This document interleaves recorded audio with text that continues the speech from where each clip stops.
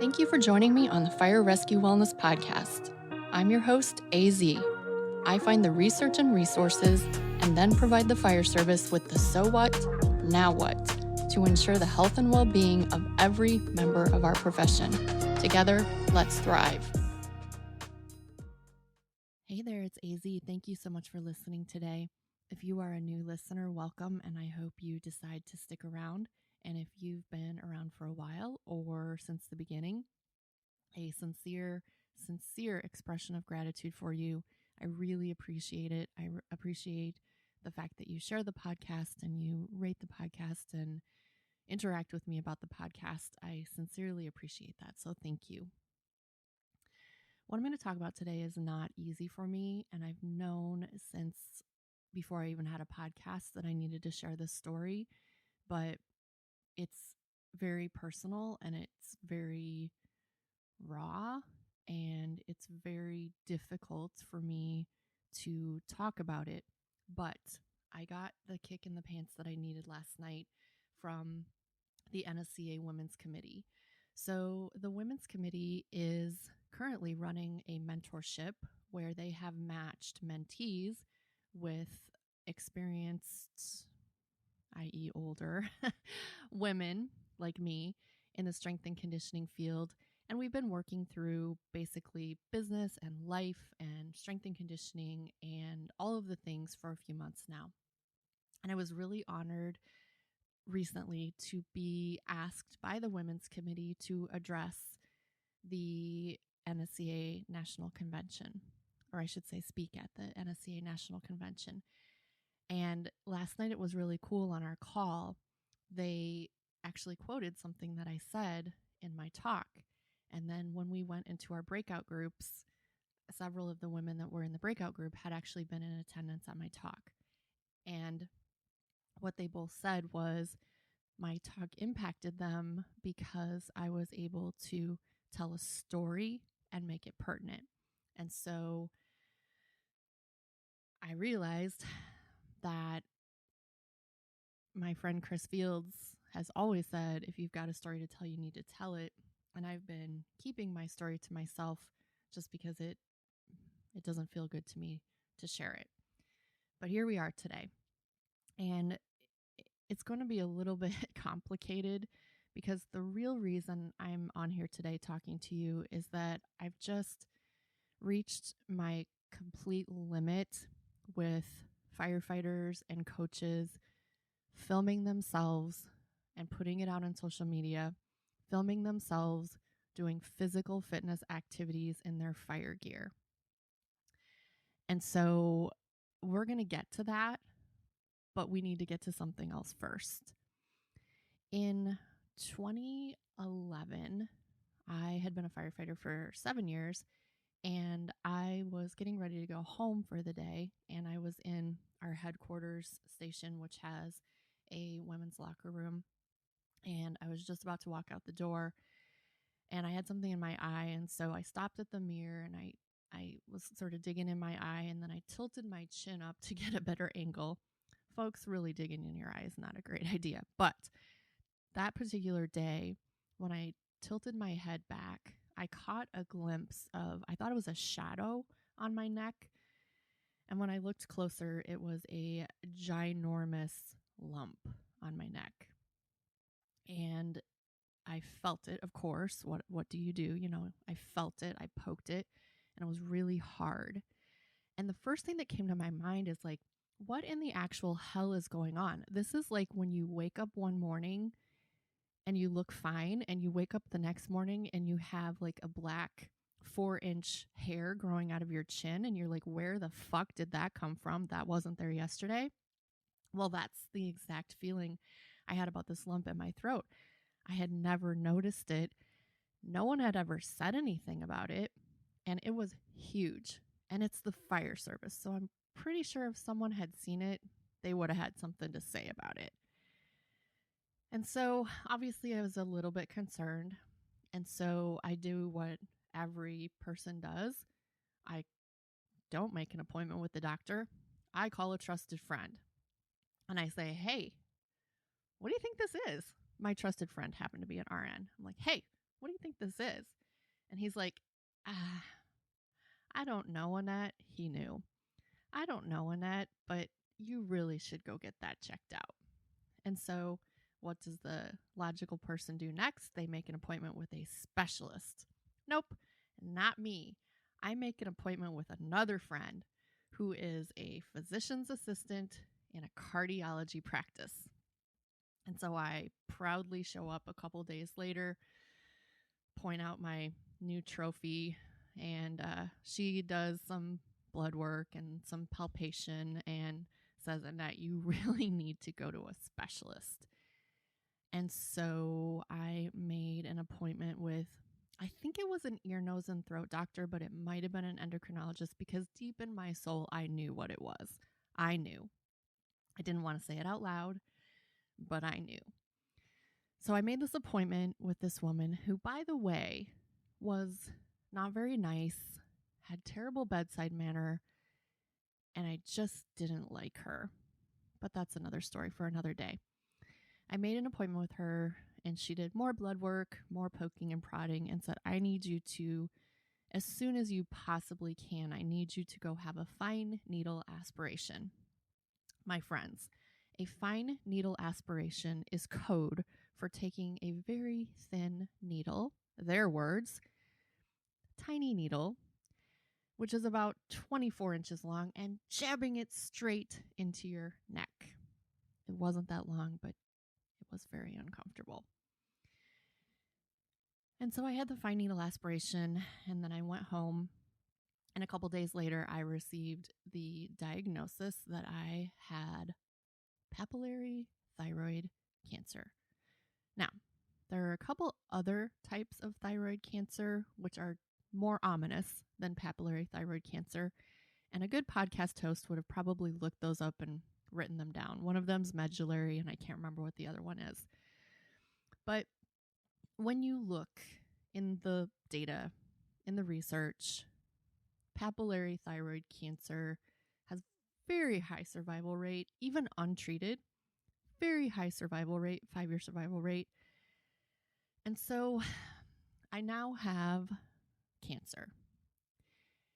And I'm also living in a time of my life when I hold everything inside.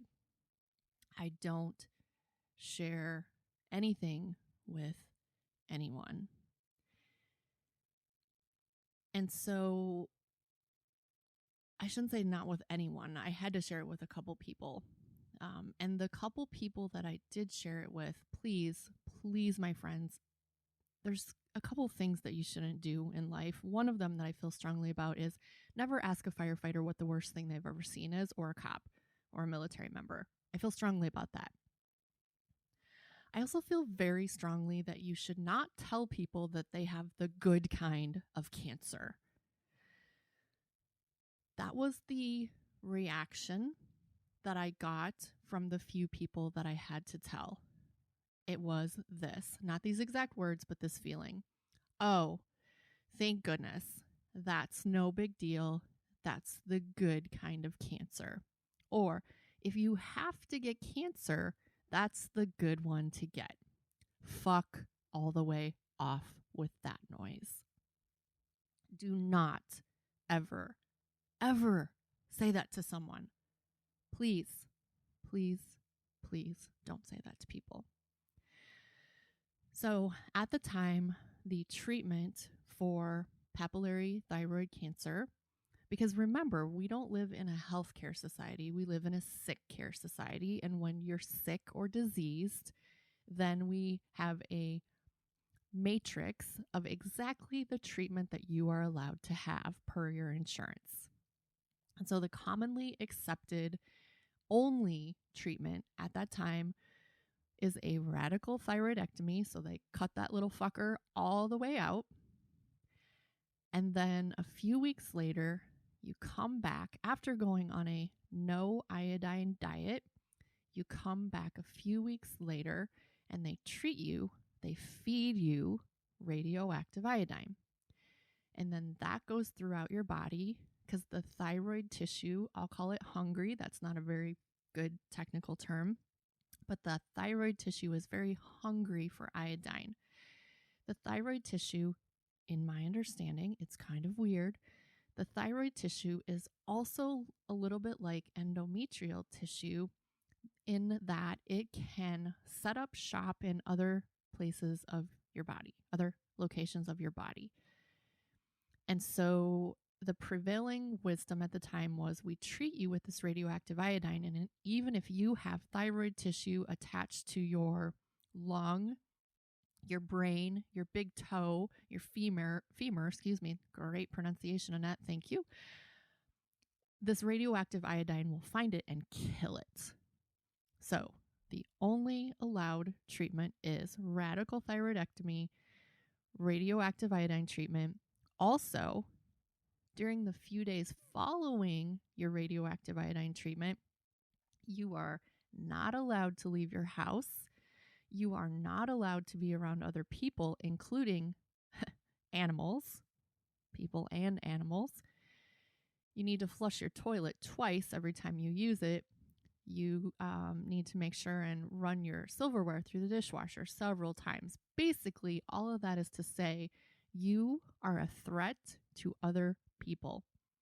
You, as a person that's being treated with radioactive iodine, can actually harm other people's thyroids just by being around them or sharing a fork or, giving them a hug or whatever. So we're going to rip out your thyroid. We're going to treat you with radioactive iodine, and then we're going to isolate you for, I think it was 5 days. I don't remember. I've blocked out a lot of it. So my brain goes to this. I am at that time, I am on zero medications. I've never been on a medication except for an occasional antibiotic or cough medicine or whatever. I am on 0 medications. And now you want to take away the organ in my body that is the gas pump for life and put me on, for the rest of my life, thyroid replacement hormones. I have never had an issue with my thyroid. I have never been low energy or overweight or my hair's falling out or my skin's super dry. Some of these are signs and symptoms of thyroid issues. Also, some of those are signs and symptoms of not getting enough sleep, but that's another podcast. So now you're going to make me be on a medication for the rest of my life. Immediately, no. There has to be another way. Because this thing, it's big, but it's totally encapsulated. Why can't you just remove it? Well, we can't. That's not standard of care. So I went to a different doctor and I got the same answer. I went to Cancer Treatment Centers of America. And you know what? They have very, very flashy advertising and marketing, and they make it sound like they have treatment options and they have novel things that they can do. It's complete bullshit. They work under standard of care as well. Got the same answer from them. I went to a Chinese healer, hoping to get a different answer. And they gave me the same answer. And he wasn't even working under an insurance model. I was a cash pay with him. So after seeking answers, an alternative choice for nearly an entire year, now this thing is growing. And it's still encapsulated, but it's becoming difficult for me to swallow. It is big. Also remember, I'm suffering in silence. My closest circle of friends do not know that I'm going through this. The people that know I'm going through this are my union steward, my battalion chief, and whatever administration that battalion chief passed it on to. I am suffering in silence. By choice, but I am suffering. So finally, a year later, I decide, well, They told me this is what needed to happen. I guess I'm just going to have to comply with the treatment. And I had all of the treatments previously described. And I had a lot of side effects, to include difficulty swallowing, even up until present day, to include the fact that I am one of the people that doesn't convert Synthroid, which is the drug, which is T4, to the active form in my body, which is T3. I don't convert it very well, so I feel like shit when I'm on T4 only, so I have to be on T4 and T3. And just this general feeling of unwellness and a skyrocketing fasting blood glucose, which can be explained by the interaction in basically your endocrine system. So when your thyroid or lack of thyroid isn't functioning well, sometimes your fasting glucose raises. This was explained to me by a physician. Yes, I'm a biochemist. No, I'm not an endocrinologist. No, I don't understand it that well. What I do know is that my fasting glucose, which used to be in the 70s, is now in the 90s. And every once in a while, it pokes its head up above the threshold and everyone freaks out. The other thing that you need to consider is that in my state, cancer and heart and lung disease are presumptive illnesses, meaning if you get one of those diseases, it should be a workers' comp situation. And it is the burden to prove that it didn't occur because of your job, your employment. The burden is on the employer. And I was like, this is great. I'm not going to have to, at least I'm not going to have to burn all my sick time, have this come out of my insurance, my copays, all of that stuff. Well, what I was to find out is that in a presumptive case, all the employer has to do is say, nope. And then it becomes just like a regular case. And it's a knockdown, drag out fight of proving where it came from and so on and so forth. So I'm going to leave that topic alone for right now. But I do want to tell you two things I heard during my case. The first one I heard is, I only got thyroid cancer because I'm female. Females have a much higher chance of getting thyroid cancer. So therefore, it doesn't matter that I was in the fire service. I would have gotten thyroid cancer anyway because I'm female. Also, just as a side note, there are no family members, male or female, in my family as far back as I can trace it that have ever had thyroid cancer. Let that sit with you. The other thing I heard was thyroid cancer isn't included because it's not one of the cancers that can be caused by firefighting. Now remember, this is 2011, now 2012. But think about this for a second.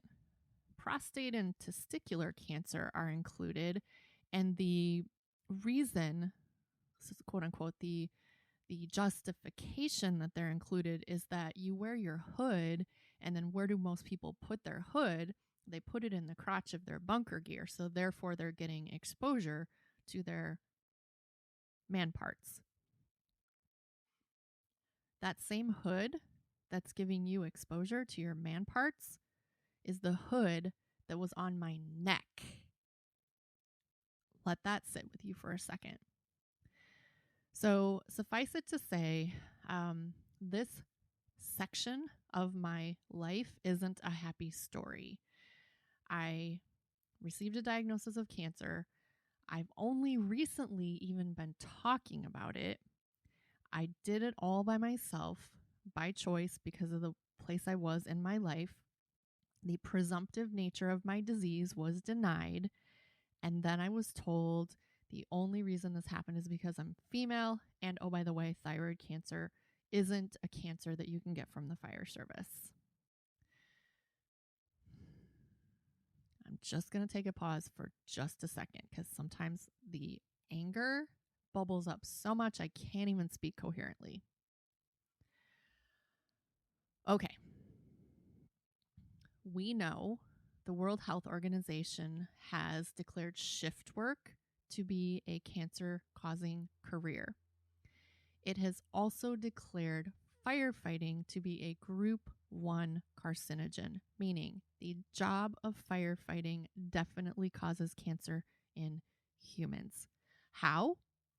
Well, let's just go through the laundry list of how, but exposure to particulate matter from diesel engines if you don't have recovery systems in place, exposure to who knows what on hazardous materials calls, exposure to products of incomplete combustion in fires. If you, let's say, in a car fire, if you're not wearing your air pack, that is pure idiocy in my opinion. You need to be wearing your air pack on garbage can fires, dumpster fires, car fires, all fires. You should be wearing your air pack up through and including overhaul, salvage and overhaul. But also we have to take into consideration that the acute act of fighting a fire, actually, you bring it back to the station because it's on your skin. It's on your clothing. It's on your turnout gear. It's on the inside of your cab, unless you're doing a completely clean cab concept. It's on your radio strap. It's on your SCBA. It's on your tools. It's on fucking everything. And if you are a very conscientious firefighter, that gear isn't being worn on your body back to the station. You're taking it off. You're putting it in a bag. You're keeping it on the outside of the rig. You're letting it off gas. And then you're completely cleaning it in an approved washing machine. But even if you do all of those things, even if you take off that gear at the scene, you use a wipe on your neck and your armpit and your groin, you put that gear in the outside of the cab, you let it off gas, you wash it. Even when you wash it, that gear still maintains, to some degree, those carcinogens.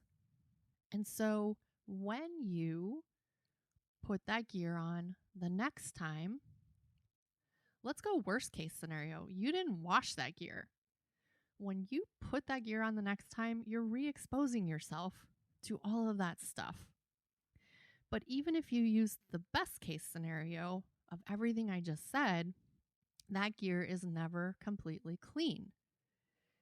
And so every time you put that gear on, you are re-exposing yourselves to carcinogens to some extent. So now I'm going to ask you why. Why would you ever put that gear on and go do something so stupid as riding an assault bike, doing pull-ups, doing crunches with a ball, burpees, snatches, you name it, bicep curls? I've seen it all. Why would you expose yourself to those carcinogens to do physical fitness training? Now, before you even, don't let it come out your mouth. Do not let it come out of your mouth.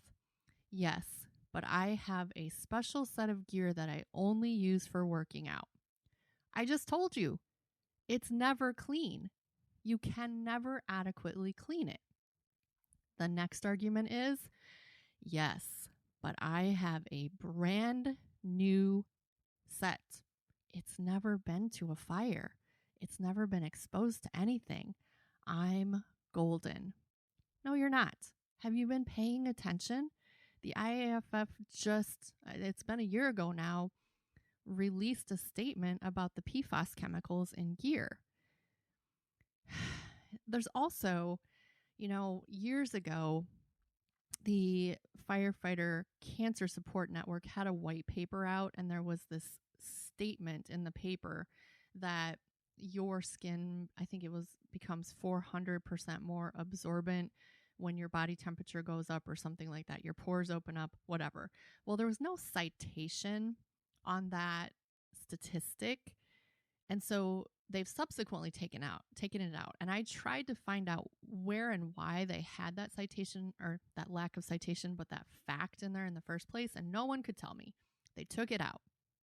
So it's not true. It's not true that your skin becomes 400% more permeable to carcinogens or whatever they said. That's not true. But it is true that it becomes more permeable to carcinogens as your body temperature increases and your pores open up and so on and so forth. Is it 2%? Is it 1,000%? I don't know, but it's more. So exercising in your fire gear puts you at more risk of absorbing carcinogens than simply, say, putting on your fire gear and doing a pub ed. That's an entire other topic. Why are we letting little kids put on our filthy fire gear? Why? Why are we taking photographs of our brand new babies in our filthy fire helmets? I don't understand it. It's a tangent. Let's bring it back. So I have heard the argument that I have to work out in my gear because I work out how I play. And by play, they mean perform on the fire ground. That's super interesting. I have never, not once, not ever, seen a single jumping jack, crunch, burpee. Haven't seen it on the fire ground. If you really, really want to stretch it, maybe if you had a saw on the ground and you bring it from the ground up to a high cabinet, you could maybe call that a snatch. That would be a real big stretch, but you could maybe call it a snatch. I haven't seen an assault bike on the fire ground. I haven't seen a rower on the fire ground. I haven't seen it. And so if you're saying you're practicing how you're playing, you're full of horse shit. But I'm going to settle down for a second because I truly believe that some people don't understand what's called the SAID principle. So SAID is specific adaptations to implied demands, more or less. So, for example, let's just get away from the fire service for a second. If I want to run a marathon, which I have done, don't recommend it. If I want to run a marathon, my best way of training primarily is going to be running. Can I augment my training with other cardiovascular things such as biking and rowing and, God forbid, the elliptical and things like that? I sure can, and it's maybe a good idea because if you're doing that much volume on running, which is a primarily cardiovascular event, your chance of getting injured gets higher, especially if you're built like me. I'm built like a freaking whatever those beer horses are, Clydesdale. I'm built like a Clydesdale, not a rabbit. So even though your best and most specific mode of training for a marathon is running, there are other cardiovascular forms of training that can positively impact your performance in the marathon. Also, don't forget strength training, mobility training, so on and so forth, can also benefit your performance in the marathon. So I'm not saying if you're going to run a marathon, the only thing that you need to do is run. I'm not saying that, but I'm saying your most specific mode of training is going to be running. A few years ago, it's been probably 23, 24 years ago now, these shoes started appearing at my health club. They were crazy town. They were these discs that had these shoes attached to them, but the shoes, imagine Barbie heels, because the shoes were at an angle. So you put your foot in these shoes, you're kind of at this angle with these discs, and those fuckers were heavy. They were heavy. and people were using them for jump training. So if I want to jump, this was the thought process. If I want to jump higher, then the way to make me jump higher is to make me try to jump with weights on my feet. I can tell you from personal observation experience with the knuckleheads that were doing this, the only thing that those helped them do were Achilles foot and calf injuries. So we have to remember specificity of training is a thing, but physiology and science get a vote. And putting weights on your feet in order to help you jump higher, the science doesn't science. So now let's look at doing crunches in our firefighting gear. The first thing I might ask you is, when is the last time you laid on the floor at a fire and did crunches? I've done approximately one crunch on every fire I've ever been on, and here's the reason why. My gear doesn't fit, so I fall down and I have to get up somehow. So it's either a crunch into a quadruped, into a stand-up, or if someone's helping me, it's a crunch into a hand pulling me up to my feet. Crunching is not something you need to train for the fire ground, especially in your fire gear. Same thing with if you want to call burpees conditioning, I'll allow it. I won't agree with you, but I'll allow it for the case of argument. If you want to call burpees conditioning, I need you to explain to me why you need to put your fire gear on for your burpees in order to make them effective. Because you're not doing burpees on the fire ground. And I could belabor this point forever. And let me bring in one thing that people say, Annette, you have to get acclimatized to that gear. Like, we have to be able to tolerate the heat to get the work done. Agreed. But you don't need to tolerate the heat in your fire gear. There's other ways to do it. If you want to heat acclimatize, why don't you just put on some sweatpants, a set of wool socks, a sweatshirt, and a hat? It's a whole hell of a lot safer than running around the block in your fire gear, because you're also restricting your movement. Your body is meant to move in a specific way. Not to say everybody's body moves in the same way, but ankles are meant to be mobile. Knees are meant to be stable. Hips are mobile. Low back is stable. I could move all the way up the chain. You put on this fire gear and you lock down the ability for joints that should freely move to move. So then you say, aha, I am training my joints on purpose not to move because that's how they're going to move on the fire ground. I can't with that argument. Yes, your movement will be restricted by your gear, and you do need to be able to do job-specific tasks in your gear.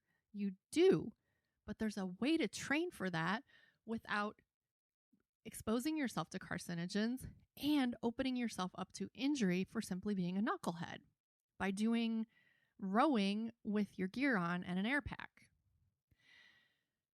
So I'm getting passionate and animated again, so let's calm down for a second. Now, we're not looking at a physiology book. We're looking at the notes that I put on my desk today. I made 4 columns. And the first column is movement. The second one is exercise. The third one is training to bolster performance. And the fourth one is performance, actual performance. Now, the reason I separate out movement and exercise is because when you look at it, when you truly look at it from an energy systems lens And from how much energy do I expend where during the day, movement actually takes up a bigger slice of the pie than intentional exercise. So by movement, I mean instead of sitting in front of the television for 3 hours at night, you're wrestling with the kids, walking the dog, mowing the lawn, going to get the mail, taking laundry up and down the stairs. You're choosing to move your carcass as opposed to park your carcass.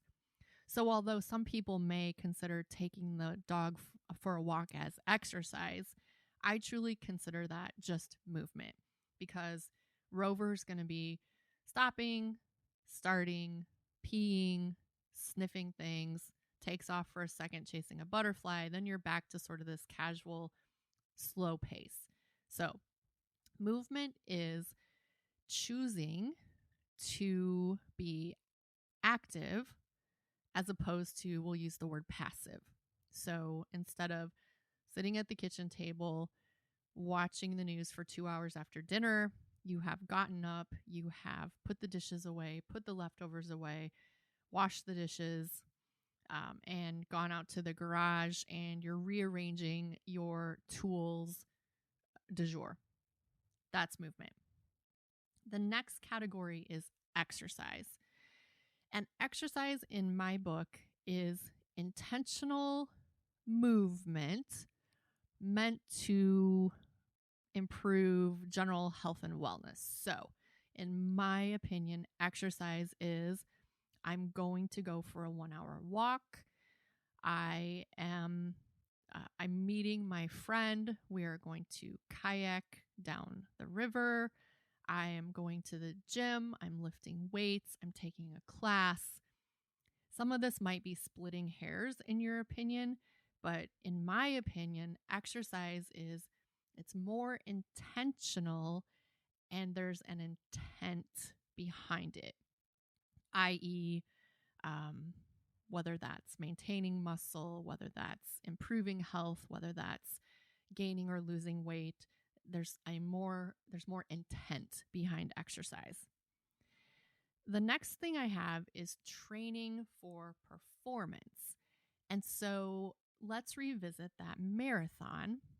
In my opinion, training for performance would be, for example, following the Hal Higdon marathon training program, where it's laid out for you. Today we're doing 3 miles, tomorrow we're doing 5 miles, the day after is a rest day, so on and so forth. You are training with the intention of completing a marathon and hopefully completing it in 5 hours, 6 hours, 4 hours, whatever. Training for performance. And then the last category or pillar would be actual performance. So I trained for the Olympic weightlifting competition, and now I'm at that competition, and here are my numbers. That, in my opinion, is actual performance. So I want to backtrack for a second to exercise and training for performance. And I am not a football person, so give me some latitude, but it's one of the best examples that I can come up with. So if you are let's say you're a Chicago Bear and you are getting ready for the season, you are not exercising. Athletes really, for the most part, don't exercise. They are training for performance. However, within that training for performance bracket, if you will, there's sort of that I'm getting strong and conditioned to perform.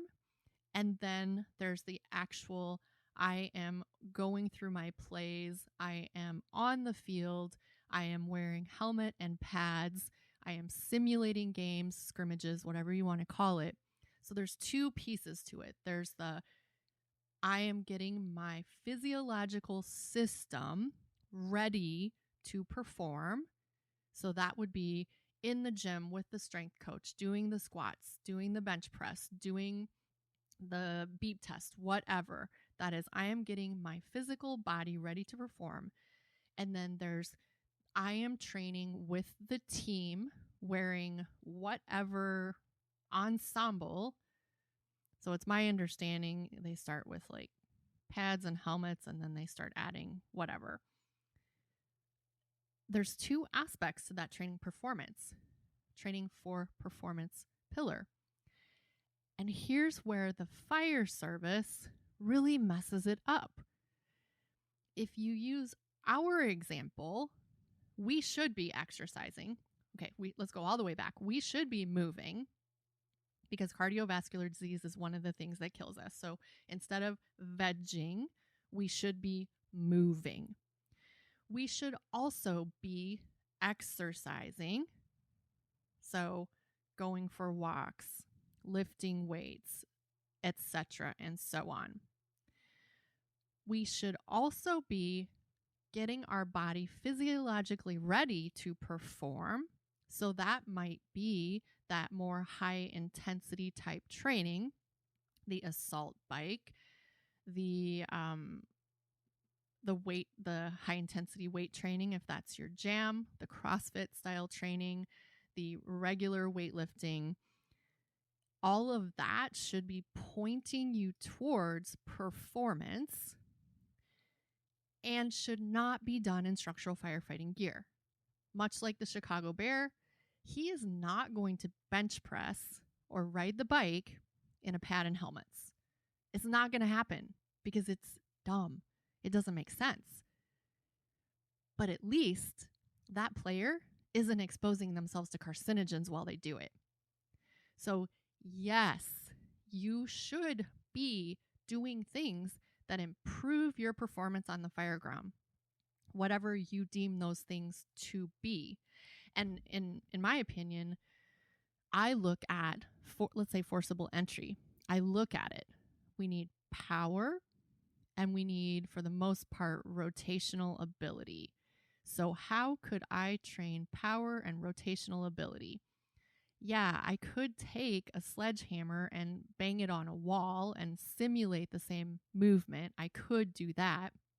Or I could hand you a medicine ball and have you do medicine ball rotation slams against the wall, training power, training rotation. So we need to think about what we're training in order to actually train what we're training. So look at the movements and the energy systems that you need to accommodate, and then figure out how you're going to do your training without your damn gear to improve your performance on the fire ground. Now, some of you are pissed off right now. I know you're pissed off. Wait. You do need to be able to move in your gear. You do need to be able to force doors, throw ladders, pull hose, do steps. You need to be able to do all of that in your gear. So train that in your gear. Instead of doing burpees and snatches and I don't know what else, inchworms in your gear, go throw ladders in your gear. Pull hose, because at least the risk is worth the reward. Ain't nobody getting a reward for doing crunches in their gear on the fire ground. It's not going to happen. So make the risk worth the reward. And if you need that acclimatization piece of it, then you're going to get it. You're wearing your gear when you're at the tower. You're wearing your gear when you're doing these job-specific tasks. If you feel like it's not enough, like I said before, go put on your sweatpants and your sweatshirt. Put a weighted vest on yourself. Put a stocking cap on if you feel like you need to. And go do your stairs that way. Because as someone who has had cancer and now has the financial obligation for the rest of her life and whatever comes with it in terms of long-term impact, I'm telling you, working out in your gear isn't worth it. Measure risk versus reward. Truly look at the tasks that you're trying to train for and figure out how to improve your performance, train for performance in the gym, and then put on your gear to do actual job tasks. I'm going to ask you actually to listen to this and then listen to it again, especially if you're pissed off. Because there are so many firefighters out there and so many, to some extent, I don't fault the firefighters. They're not professional strength and conditioning coaches for the most part. Who I really get pissed off at is the professional strength and conditioning coaches who know better or should know better and aren't doing better. Thanks for listening.